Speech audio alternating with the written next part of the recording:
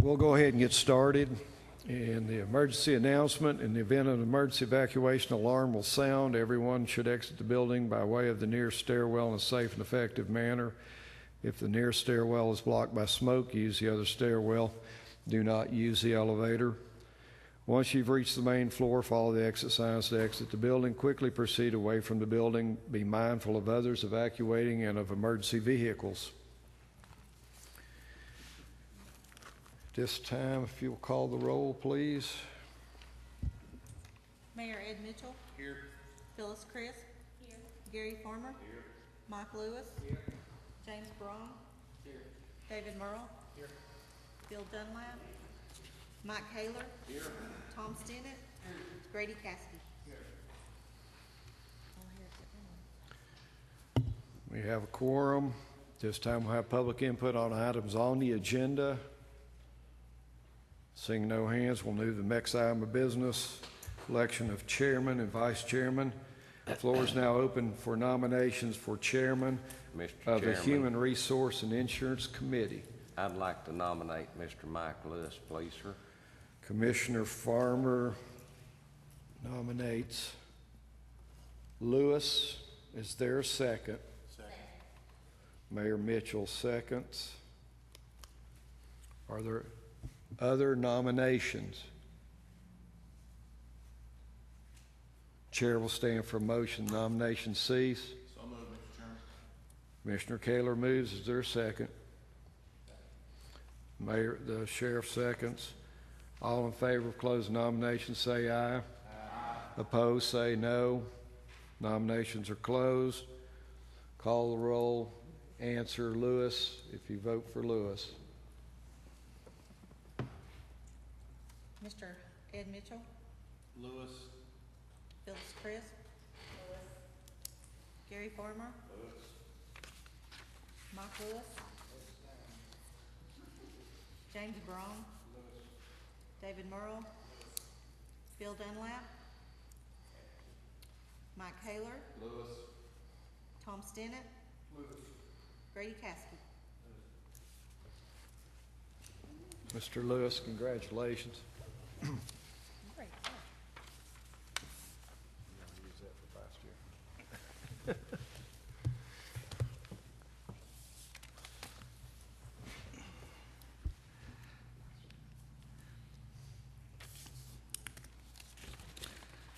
Okay, we'll now take nominations for election of a vice chair. Have any nominations? Grady Caskey. Mr. Caskey? Any further nominations?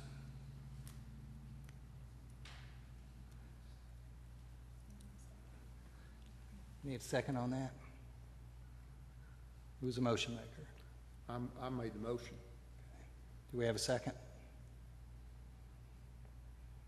I'll second. Second by the mayor. Okay, any further nominations? Make a motion nominations cease. Second? Second. Nominations are closed. Need a voice vote. If you will call the roll. If you nominate Mr. Caskey, say yes. Otherwise, say no. Mr. Ed Mitchell. Yes. Phyllis Crisp. Yes. Gary Farmer. Yes. Mike Lewis. Yes. James Braun. Yes. David Merle. Yes. Bill Dunlap's absent. Mike Haler. Yes. Tom Stinnett. Yes. Grady Caskey. All the two absent. Oh, abstain, absent. All in favor. Okay. Ms. Caskey, congratulations. You're vice chair. Move on to item number 4. Need a motion to approve the minutes of July 15.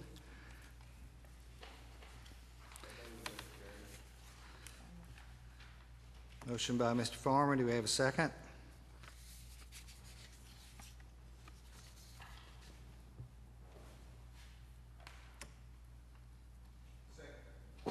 Second by Mr. Stinnett.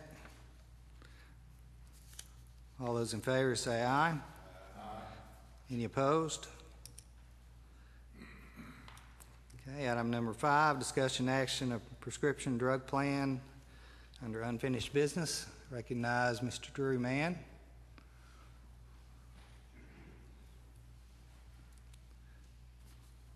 Thank you. To the new committee members, again, my name is Drew Mann. I have a company here in Knoxville.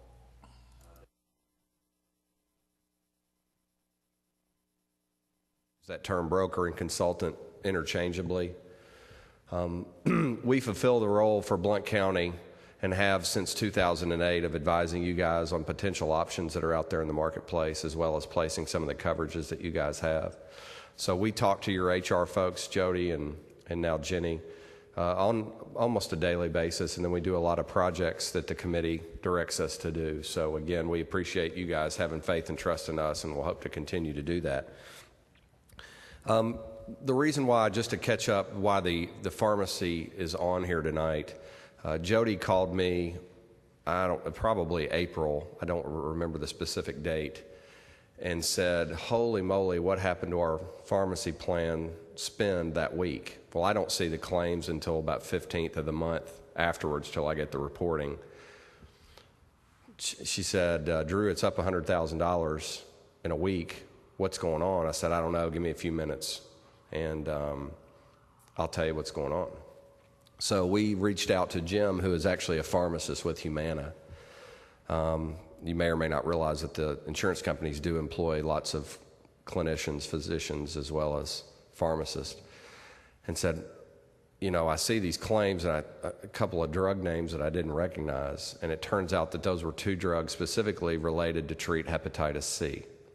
There are new wonder drugs on the market. Hepatitis C previously had only been treatable via liver transplant and then some other therapies that were extremely painful, and folks had really low, they just couldn't stick with it because it was so painful. Well, physicians began warehousing these hepatitis C patients, and what that means is they had these hepatitis C patients sitting in their practice waiting on this new wonder drug to come out. And it's out, and one of them costs $29,000 a month, and one of them costs $26,000. And as luck would have it, you ended up with 2 members taking that medication in the same month of the release of that drug, which is where that $100,000 number that Jody referenced hit. The reason why it was the 100, it was actually 3 script fills, just because of the way the end of the month ran, that it filled 3 all at once. It's only 2 members, but that's why it looked like 100. So you can add those 3 numbers up and get to 100 pretty quick. That begun more of a discussion that at the time Don and the mayor and Mr. Farmer and other folks had asked us to do is, what's going on and what do we need to do to shore up the future of the Blount County Health Plan? For some of the members that may not remember, it wasn't that long ago that the Blount County Health Plan ran in the red. And because of some of the work of this committee and some of your HR folks, and I'd like to think Trinity had something to do with that, my firm, you guys have been running really well for the last few years. This past year was the first year that we had run really close to deposits versus spend, where in the past we had been able to generate a significant reserve each year. We went back and did the math, and let me remind the committee, when we went with Keratin, we used the same pharmacy plan that you guys had with Health Cost Solutions, generally speaking. Every insurance company does it a little bit different. None of them do it 100% the same. When Humana purchased Keratin, we adopted Humana's standard language, and really industry standard language, for prior authorization and step therapy. And that created a lot of employee noise and pushback. I'm going to go into what step therapy and prior authorization mean, but we turned on these controls that I'm talking about today 4 years ago, and it created a ton of negative feedback of the employees. We then went back and unwound what we had wound up, so we turned those controls off. Blount County, if my clients, what they ask me many times is, where are we out of the norm with other employers? I don't want to be too high, I don't want to be too low. One of the areas where the industry has moved and Blount County has not is with prior authorization and step therapy. Let me go through each one of those because they're 2 different things. Prior authorization says before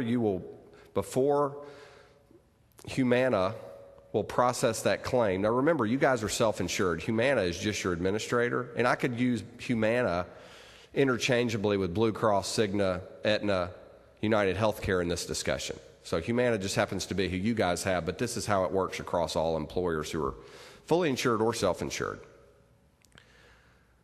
The physician writes a prescription. I'm going to use a particular one that I know very well, Uceris, to treat ulcerative colitis. Physician writes that script. Patient takes that script to the pharmacy, expecting to walk out with a prescription for Uceris. Pharmacist says, hey, this requires prior authorization. You're going to need to call Humana in this case, but it could be Blue Cross, Cigna, whoever. And you're going to need to call Humana and get it worked out. So the member calls Humana. They leave Walgreens or Blount Discount that day, and they don't have pills with them. They didn't get a script. Call Humana and say, hey, your doctor has to explain to us why we should pay for Uceris. Uceris is $4,600 a month. Who's your doctor? Dr. Young at UT.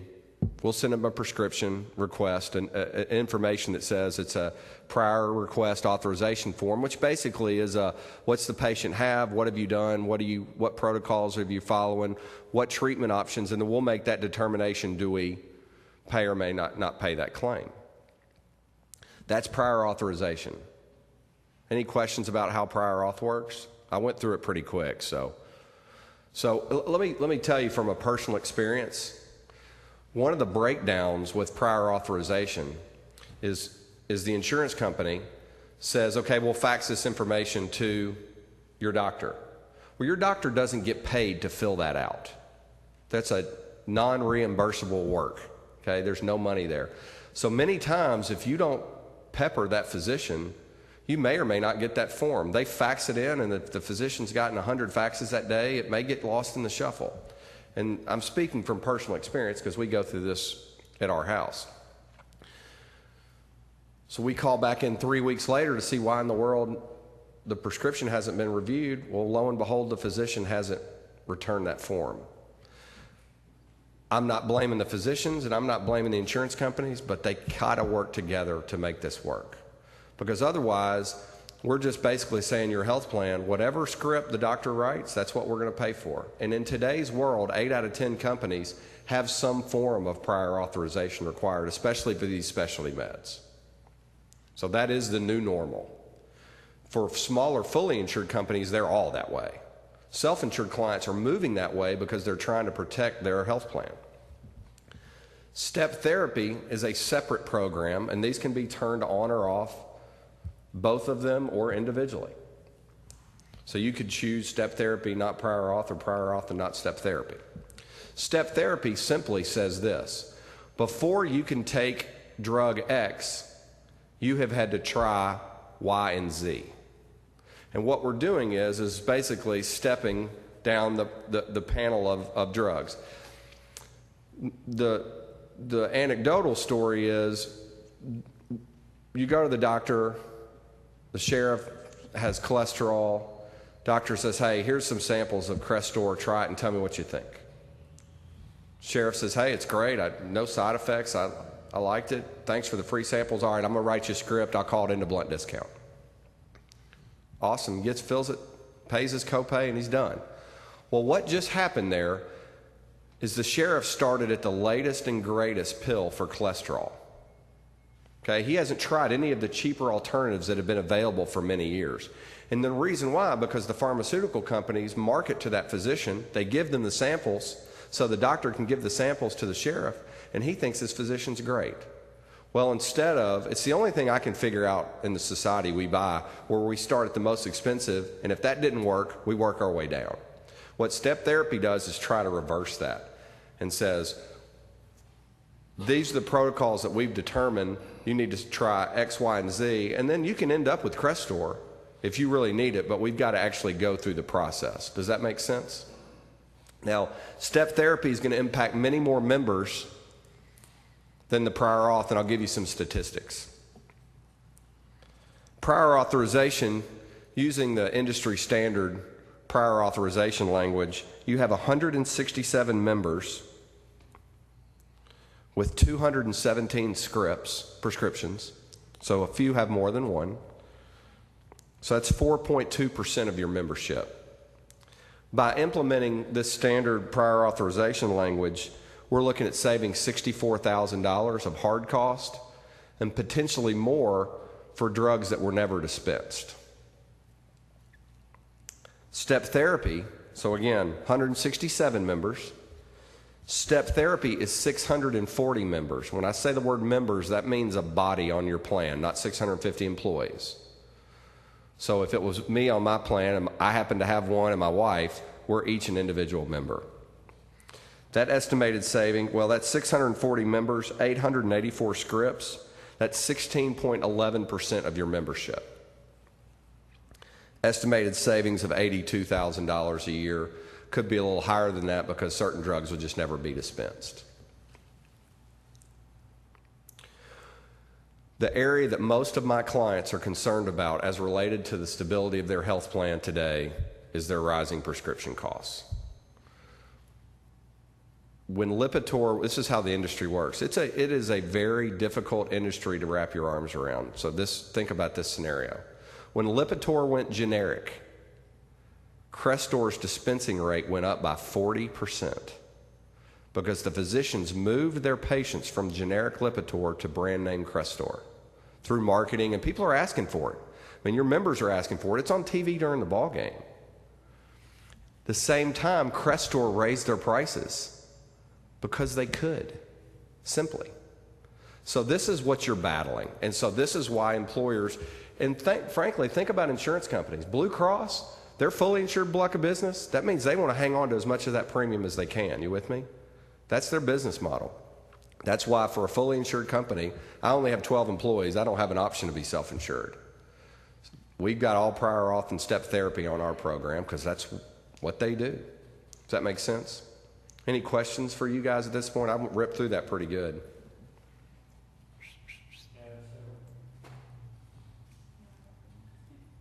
If you look at the board there, it'll light up. No, I've already got it lit up.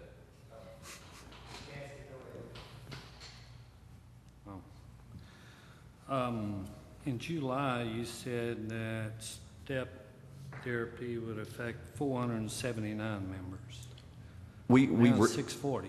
We reran it using the 2015 formulary. At the time, that formulary wasn't available. I think we referenced that in that meeting. There was also a request for Humana's protocol. Let me describe what that is, and I think the request that was made, the 2015 formulary at the time was not available, and so what we now have is the list of drugs that will be on the prior authorization and those that would not, and it's a voluminous list. I'm happy to share that with the committee, but I don't know that, I mean, I'm not trying to say that it's not going to be of value, but it's a phone book of prescription drugs. And when you say members, you're not talking about just employees. No, sir, I'm talking about family members. Do you know how many that is? Total family members at the county, roughly 4,500. Pretty sure I'm right, 4,600. I think I'm within. Jody, are you? Pretty sure I'm right. Now, we adopted Humana's list of specialty drugs, correct? The county, when I say we, I'm talking about the county. And Humana decides which of those drugs is a specialty drug, correct? That is correct, sir. One moment, if I say anything wrong, Jim, he's the pharmacist, so I can get out of school here.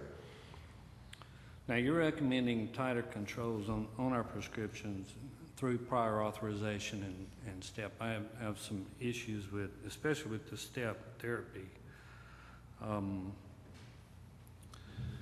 To me, and it's just me, correct me if I'm wrong, because I'm trying to figure this out, I'm with just you. like everybody else. Right. If a doctor writes me a prescription for something, I have to get Humana to okay that? That is true in the sense for particular drugs. So and this is one reason why physicians do not like step therapy and prior authorization, because as a physician, they feel like someone is telling them how to practice medicine. What has happened is the physicians many times are disengaged from the cost of that drug. And so the employers, large employers and insurance companies are pushing back saying, we need tighter controls because we can't afford this drug spend. And with the new drugs coming down the market. But you are absolutely on it 100%. If the doctor writes a script for me for UCERIS, Humana is going to say to the physician, we may or may not cover that. But before we're going to cover it, you have to provide us this information. It's not a hard and fast no. It's a you have to meet standards of care and the amount of the disease in order to get that actual drug. Did I answer your question? Yeah, you did, but I have a real problem with that. I have a problem with Humana interfering with the doctor-patient. I mean, a doctor writes me a prescription. I trust that doctor more than I trust someone sitting in Kentucky. I understand where you're coming from. I will assure you, all of the insurance companies are doing this. It's not just, you guys happen to have Humana because of their discounts, but my Blue Cross clients, my Cigna clients, and my United clients are facing this same battle. There's a fine line. How do you do it? And you're right. It's a tightrope.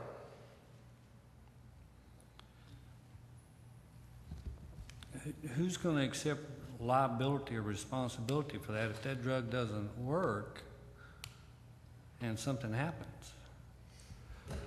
Well, that's a good question. I may let Jim answer some of that. I will tell you from personal experience, what has happened is got moved from drug A to B. Drug B didn't work, so then I walked up the steps. You with me? So the protocol says start with drug A, and if that doesn't work, then you start drug B and C. Jim, has I said that correct? That's correct. It's not like that. It's not that it's denied, it's that the doctor has to go through the process of trial and fail, drug A versus drug B. And I didn't answer your question about the liability. And honestly, I don't know standing here that I have a great answer for you there, and so I don't want to stand here and give you something just to say something. So if I could make that a takeaway, I'd like to be able to do that. I'm just wondering if it would have any liability for the county if something happened and you're not using a prescribed drug. There isn't.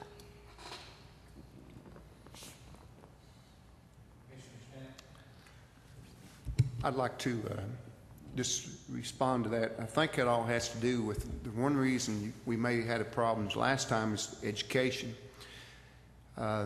We have to educate our people and our doctors here in town. We've been doing this for a number of years and in Maryville City. And our doctors, when I go into the doctor's office, they know I'm with Maryville City, and they know that they have to get authorization before they write the prescription. And in a case where it's life or death, if in bad situations, we override that and we get people the medicine they need right then. But if it's a case where we need to find out if this medicine will work before the next level of medicine works, we go through a process to make that happen. Commissioner Farmer? Thank you, Mr. Chairman.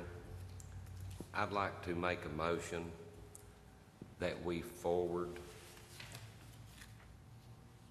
the request for the prior authorization. We've got to do something. It affects fewer members. It comes up with a higher rate of return. This is the only way we're going to get any grasp on it. We're talking about 167 members out of 4,500. We can handle the notification on that much easier. So I will make a motion that we forward a request for prior authorization on the specialty drugs. That's something I wanted to ask you during your presentation. What is referred to as a specialty drug is set up in a volume by, I know we've got one for Humana. Humana didn't sit back and come up with this on their own, did they? for the As pharmacist? far as what goes on the specialty drug Yes, list? sir. Yeah, it's a combination. I mean, we have a team of clinicians, 350 pharmacists. Oh, sorry. Sorry, yes, that the specialty drug list is evaluated by our clinicians at Humana. It's evaluated based on the delivery mechanism of the drug, the type of medication that's used for, cost is also in there, safety is in there. So there's not a global indication or classification on a drug file that says this is a specialty drug list that every pharmacy benefit manager uses. So our clinical team evaluates and says this medication for hepatitis C is going to be considered specialty on Humana's drug list. Okay, and this is revamped how often, sir? It's adjusted as drugs come out on the market, so it's monitored So it all the is an time. ongoing monitoring process Correct. with it? Correct. So what is there today may come off a year from now? Right. More Okay. than likely, once it's on, it's going to be on there for a while. These drugs have patents for 15 Until years it or so. goes generic? Right, right. But And even some this- of the generics will still be on the specialty drug list. Okay, that covers that, thank you. Mm-hmm. Now, Mr. Mann, this does not indicate that you must have prior approval for generic or standard drugs, only specialty drugs. Well, let me be clear. There would be some brands on there, correct? Yeah. There would be both brand and generic on the specialty drug list. The majority of the time, 98% of the time, it's going to be a brand name. But there are some older specialty drugs that have gone generic. We still consider them specialty medications. So majority are going to be brand names. Okay. But if they're considered specialty, then, and if they have prior authorization, not every specialty drug, pretty much all of them do, but most specialty drugs have prior authorization in place. So if you had prior authorization in place on specialty medications only, as long as that drug is on our list, brand or generic, the member would have to go through a prior authorization to get approval. But once you're prior authorized, that remains with it, Mr. Mann? It's usually about a 12-month authorization. When they approve a drug, it's usually done for a 12-month period, and then at the end of that, the doctor would need to provide medical documentation that the member needs to continue this medication. Still has the same criteria in place to get another extension of that approval. Okay, thank you. And is it 12 months? So if it's a refill on a monthly basis, that you only need prior authorization for once a year? Right. Once the authorization is loaded in the system for the time frame, usually it's, like I said, it's 12-month period. The pharmacy, when they process it, it'll go through without any kind of error at the pharmacy. They'll be able to get it no problem for that whole period of authorization. Okay, thank you. As said, Mr. Chairman, I'll make a motion forward that we initiate prior authorization for our drug plan. The motion on the floor, is there a second? Second by Sheriff Barong. Any further discussion? Mr. Chairman. Yes, sir. I would like to know where the Humana's protocols were that was requested in July and was supposed to be sent to Ms. King and Mr. Staggens. I don't believe that we have all the information that was requested.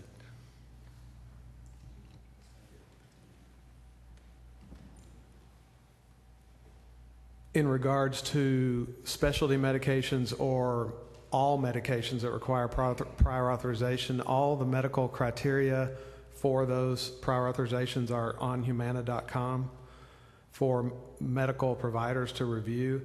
There is a criteria for each medication, so each medication may have a 4 or 5 page document that describes the criteria of why the member would need, what kind of steps need to take place before the doctor would get approval for them.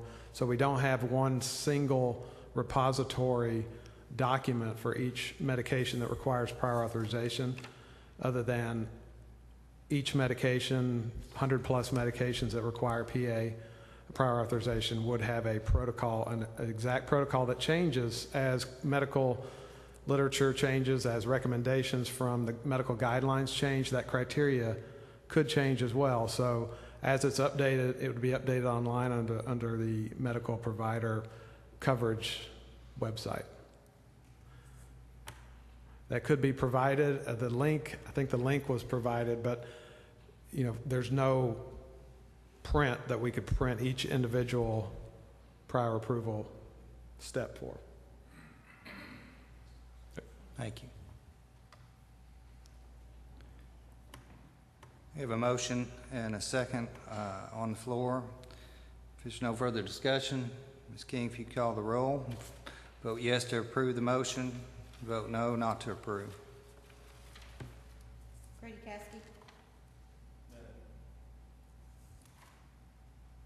Tom Stinnett. Yes. Mike Taylor. Yes. David Merle. Yes. James Brown. Yes. Mike Lewis. Yes. Gary Farmer. Yes. Phyllis Crisp. Yes. Mayor Mitchell. Yes. Oh, yes, one no. Motion passes. Item 6, discussion action of open enrollment process.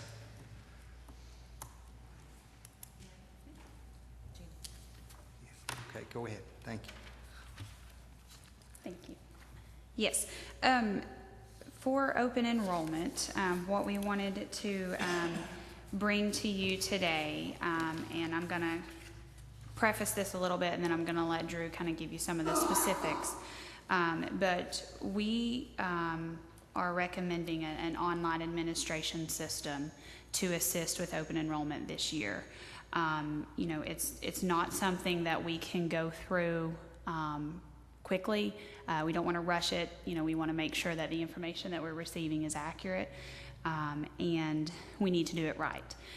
We do have one more year before that we need to take care of, so we need to take care of this year before Chronos is going to be in place. So Chronos will get us through, next year when we do open enrollment at that time, and this will be a good way for us to help get the employees prepared for those changes that are coming with Chronos. This is an online system, an online tool that we will need to use, and it's a stopgap measure basically to get us through for this year. We don't have the staff on hand to do any type of manual enrollment or anything like that.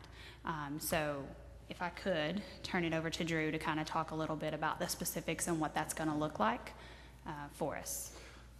Thank you. Let me kind of catch some committee members up that are newer, or some folks that have slept since last few years. So in the past, where we had US Able for our voluntary products, US Able had employees who were employees of US Able that would actually go out and meet with your folks. When we made the decision to go with Humana on their voluntary, they gave us a very good deal, cut some of our rates on the administration. They cut the employees' costs for those voluntary products. So not only did the county save money, but those employees saved money. Well, one of the things Humana doesn't have is they don't have staff to go out and individually meet with your folks. So we hired an enrollment firm the first year in order to do those face-to-face and telephonic enrollments. Then last year, we and Jody in my office did really a manual process to try to go out to 30 locations to see everybody. And the problem was the error rate was quite high, because when you're talking about 2,600 employees, possibly with 4,500 members and changes, and doing that in paper and trying to collect paper from that many folks. I mean, we're continuing to catch errors even as late as now. If someone hasn't had a claim between now and then, we wouldn't know necessarily that a child's birth date was wrong. So I was given the task by HR to come up with another solution, as I was told that really wasn't what we wanted to do again. And I agree, my office, it's not something we were excited about either.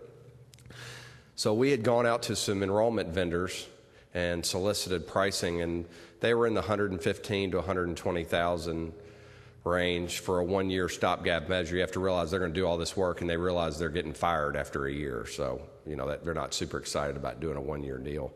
So we went out and using some of our national presence and got a firm called Infinity HR who was willing to do a one-year deal for us for $60,000, which gives you guys the ability for your employees to enroll online. It gives the ability for HR and Jody specifically to be able to go in and see what people have, what coverages they have today. My office has actually paid the implementation fee And I'm not asking for an attaboy. That's not the point of me mentioning that. My point of mentioning that is we've begun the process to get this ready to go because I just couldn't wait because it's a voluminous task. You guys know one of the challenges here at the county is with some of your older IT infrastructure, pulling that data that we need is very difficult. So we've been working for weeks on this, should the committee choose to go down this road. And we found hundreds of errors in the data that we have today. So we're in the process of cleaning those up because when we have those, it's not the county making an error, it's what Humana has versus what the county has. So I don't want to point a finger at anybody at Blount. It's just a fact when you're trying to make two systems talk, it's pretty difficult. The county will have access to this system throughout the year until Courthouse is ready to go. So I do feel like I can tell you this, it's going to make Jody's life easier for the time until Courthouse, we flip the switch. It'll also allow you guys to not try to rush that Courthouse implementation because she's going to be able to literally go and pick up look on the computer and say, Mayor Mitchell, well, he's not on the health plan. Say Drew Mann was on the health plan. I can see everything that he had. If someone calls and says, I tried to get a prescription, they say my birthday's wrong, she can go and see, did we have a keystroke error? She can change it right there on the spot. So it'll be a really good system. I know nobody's excited about spending money on a software package that you're only going to use for a year, but this is the hand that we've been dealt to try to get this open enrollment done. Any questions from the committee members? Drew, how do our staff, how do all employees figure out how to go do that? That's a great question. So there's a lot of communication that we're going to use, from email blasts to posters to mail outs, letting folks know here's the link that you go to start your enrollment. And it's like Amazon and iTunes. I mean, it's pretty simple stuff. And I know that we have folks that don't use computers. I get that. You guys are going to have folks that just aren't computer savvy. And for those folks, we're going to hold their hand through that process. But for most of your folks, especially when you have 1,600 teachers or so on the plan, I mean, they're using computers all day, every day. So we will be using a combination of email blasting, poster campaigns, other mail outs to let them know. Okay, so in addition, we do have a way for those folks who are computer challenged in whatever aspect to be able to walk them through that? We can. We're going to do what we did last year in our office. We're going to have a phone number that they can call. Now, it's not going to necessarily be a live, I'm not a phone bank. So what we did last year is your folks were able to call a number that was answered, Blount County Human Resource. Leave your name. We'll call you back within 24 hours if you have questions. We'll continue to do that, and we're excited. And that's not a problem. And then if someone is having trouble enrolling, we can enroll them that way.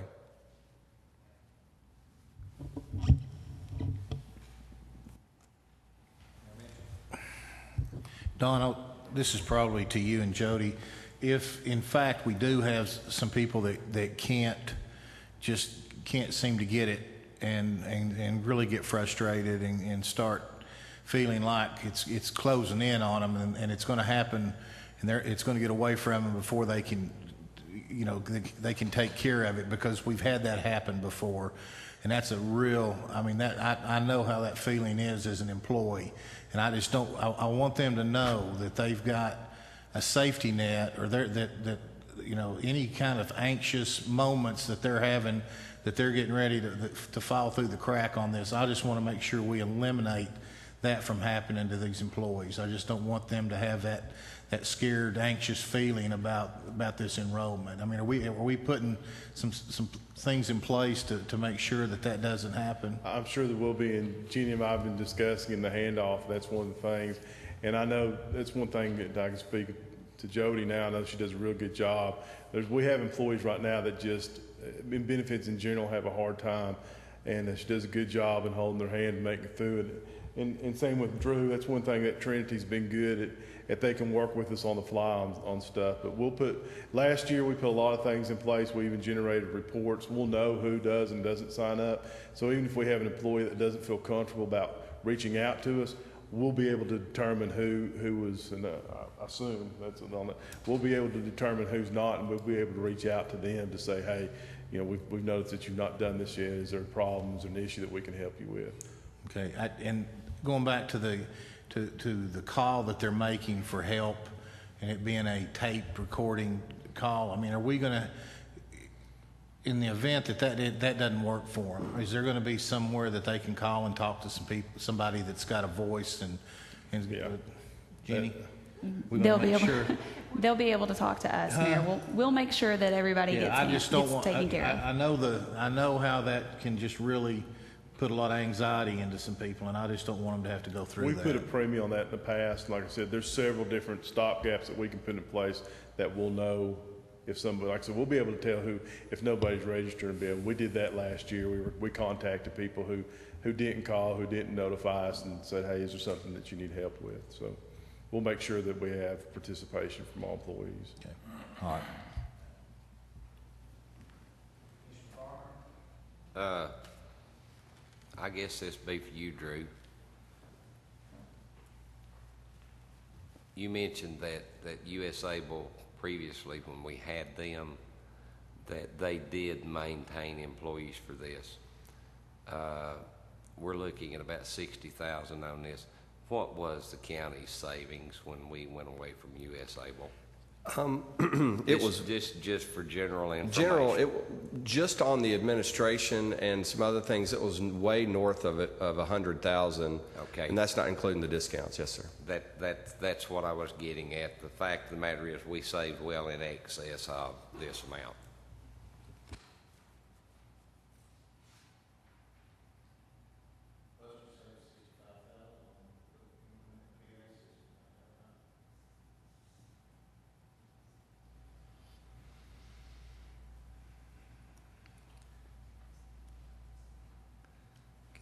We need a motion on that. Chair would entertain a motion then to move forward with the open enrollment process and the software for year one.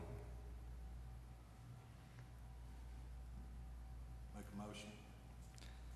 Motion by the mayor. Need a second? Second by Ms. Crisp. Any further discussion? We need a voice vote. Can we do voice vote?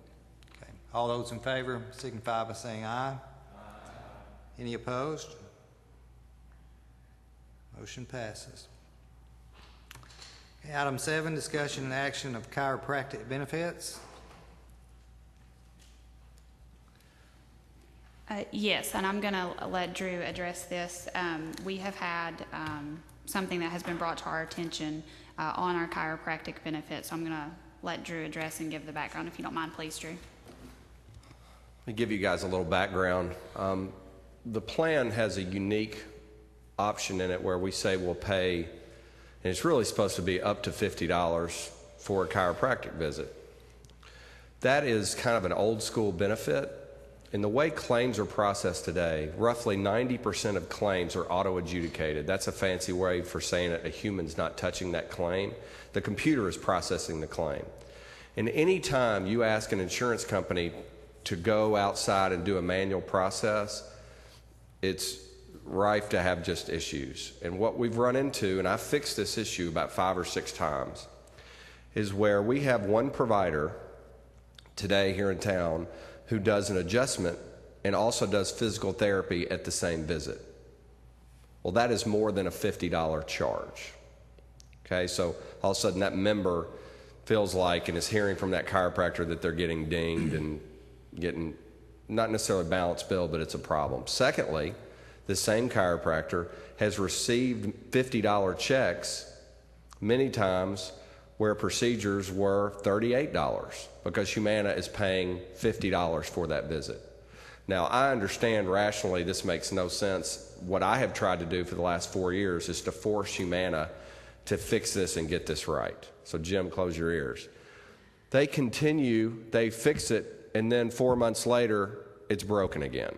Because what happens is you have a new claims processor who gets it and pays it wrong. And what has happened now is what other employers do is they say, okay, insurance company, Blue Cross, Cigna, United, we're going to pay the chiropractor charge what your negotiated amount is. Whether that's $30 or $70, whatever the amount is, we're going to trust that that network that you put together is what we're buying is a good deal. What I am frustrated with is Humana's inability to pay your current chiropractic benefit. So what I am proposing to the committee, and this is totally y'all's choice, I came from a committee member who was, one of their employees was very upset because they were hearing it from the chiropractor. I got involved again and was told, you know, everything from, I'm going to make a big deal that the county's overpaying me and you guys can't get it right and you're inept and all these negative things. So I began looking at it and I said, there's a relatively easy fix here. If we eliminate the $50 cap, then what we do is we just pay what the chiropractor charges. Chiropractic visits are less than $50 generally.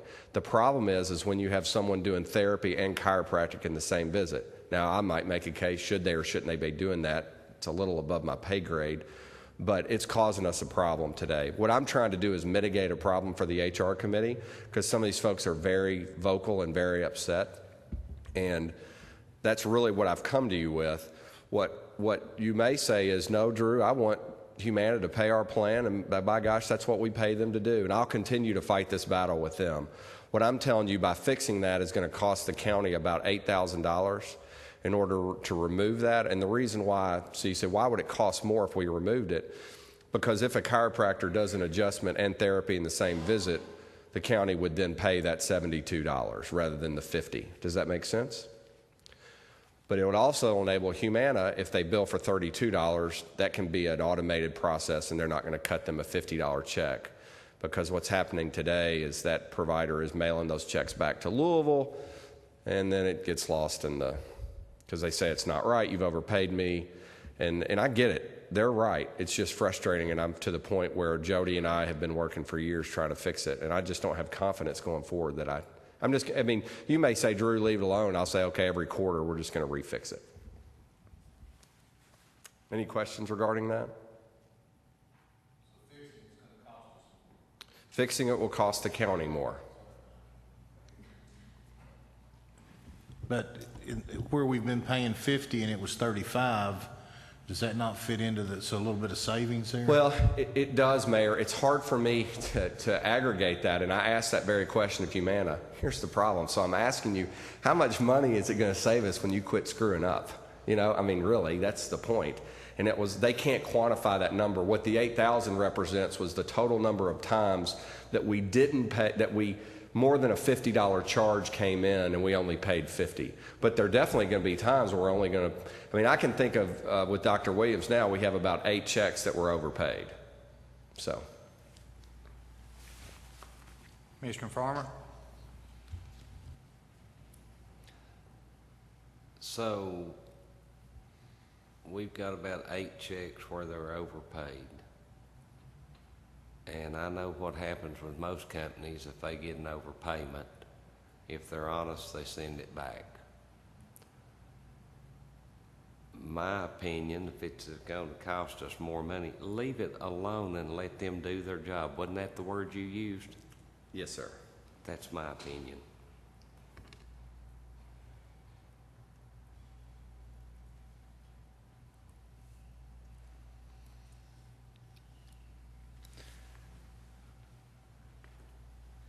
Is there any member who wants to take any action?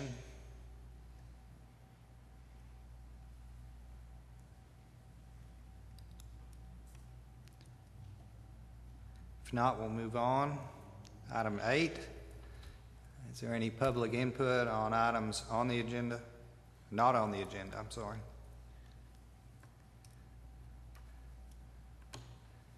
Seeing none. Is there a motion to adjourn?